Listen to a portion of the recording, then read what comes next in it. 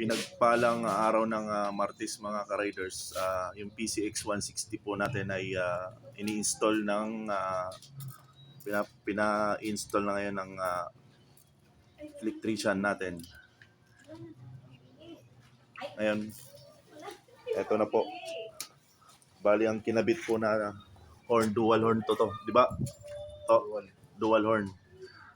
Bali ang stock po ay as in pa rin, nandun pa rin, bali gagana pa rin siya. So kung mapapansin niyo mga ka-riders, yung wiring na in-install ng electrician, kung mapapansin niyo, malinis. Isa lang ang kulay din niya. Hindi katulad ng iba na malilito ka kung saan nang gagaling ibang kulay. Ito, isang kulay lang talaga.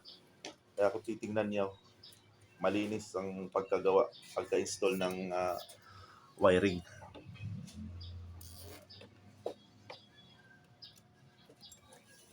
Bali ang kinabit po na brand ng horn, ng busina natin ay Pia.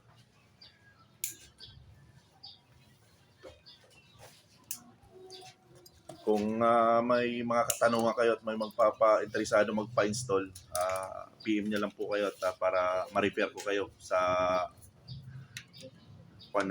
installer natin ng dual horn.